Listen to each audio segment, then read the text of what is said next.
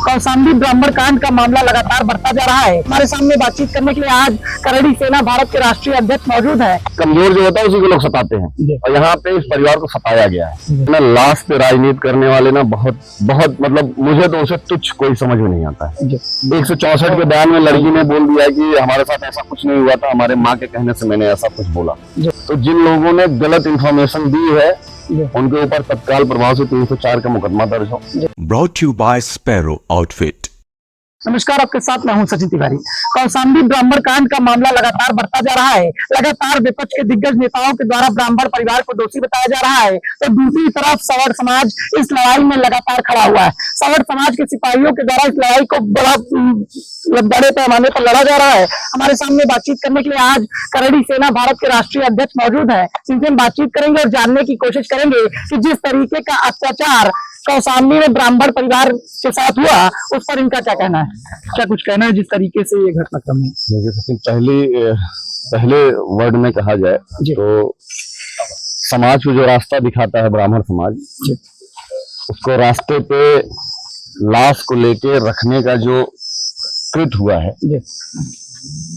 उसमें जो विपक्ष ने गलत इंफॉर्मेशन दी जिसकी वजह से पुलिस ने बर्बरता करी। पहले तो पार्टी वो बनती है कि जिन्होंने गलत इंफॉर्मेशन दिया, दूसरी पार्टी है पुलिस जिसकी वजह से उस आदमी ने आत्महत्या करी। तो पहले तो मुकदमा तो लोगों के ऊपर होना चाहिए, बिल्कुल। और दूसरी, जिस तरीके से एक सिनेरियो क्रिएट किया जा रहा है कि 164 के बयान में लड़की ने बोल दिया कि हमारे साथ ऐसा कुछ नहीं हुआ था, हमारे माँ के कहने से मैंने ऐसा कुछ बोला। तो जिन लोगों ने गलत इंफॉर्मेशन दी है उनके ऊपर तत्काल प्रभाव से 304 का मुकदमा दर्ज हो, उन लोगों को जेल भेजा जाए। और जो पुलिस उसमें इन्वॉल्व है, उतने टाइम के जो इंस्पेक्टर थे और हल्का का जो दरोगा है, और जो 2-3-4 सिपाही गालियों देके बदतमीजी कर रहे हैं, मारपीट कर रहे हैं परिवार के साथ, औरतों के साथ बदतमीजी किए हैं और किनके कहने पे हुई है, सब लोग पार्टी बनी इसमें।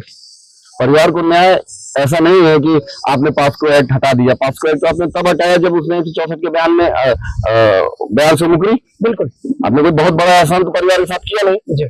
आपके लोगों की गलतियों के हिसाब से, करने के हिसाब से एक आदमी सुसाइड कर लिया। कितने फ्रस्ट्रेशन में आके, कितने तकलीफ में आके आदमी अपना प्राण त्यागता है, वो या तो त्यागने वाला जानता है या तो परिवार जिसने अपने पिता और अपने घर के लोगों को खोया है। तो मैं सबसे पहले सरकार को बताना चाहूंगा, खास करके उत्तर प्रदेश के यशस्वी मुख्यमंत्री जी से, कि आपके संज्ञान में पूरा मामला है और जितने अधिकारी हैं उनको नापा जाए, जिससे इस परिवार को, निरीह ब्राह्मण परिवार को, कहीं ना कहीं ऐसा परिवार जिसके पास बहुत कुछ व्यवस्थाएं नहीं है, क्योंकि व्यवस्थाएं होती तो नहीं होता, क्योंकि जब व्यवस्थाएं नहीं होती जिनके साथ, वही कमजोर होता है, जिस कमजोर जो होता है उसी को लोग सताते हैं। और यहाँ पे इस परिवार को सताया गया है।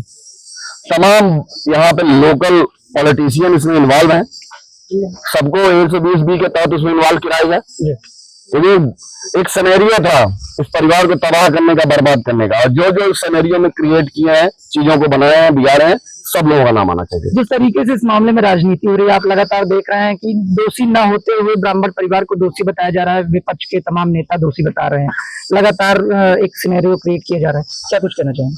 देखिए, मतलब ना, लाश पे राजनीति करने वाले ना बहुत मतलब मुझे तो उसे तुच्छ कोई समझ में नहीं आता है।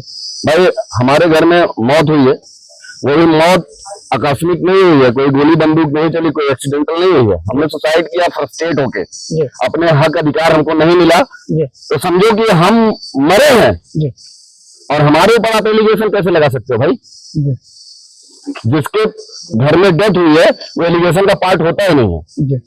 भाई, कहीं पे मानवता अगर जिंदा है तो मैं उन नेताओं से कहना चाहूंगा कि मानवता के हिसाब से बात करो। इंसान हो, मनुष्य हो, आपको वोट 5 साल में आप बदल जाओगे, लेकिन जीवन 50-60 साल का होता है, और रात में सोओगे तो नींद अच्छी नहीं आएगी। आप लोग गलत कर रहे हो। किसी की मौत पे राजनीति करने वाले जितने भी राजनीतिक दल के लोग हैं और राजनीतिक नेता हैं, उनको मेरा सीधा सा एक सवाल है कि ईश्वर ना करे कि कभी तुम्हारे साथ ऐसा हो। जिस दिन होगा उस दिन तुमको तकलीफ समझ में आएगी। और मैं बहुत विरोध करता हूँ इन सब चीजों का, कि जहां मौत हो रही है वहां पे आपको पॉलिटिक्स करने की कोई आवश्यकता नहीं है। Brought to you by Sparrow Outfit।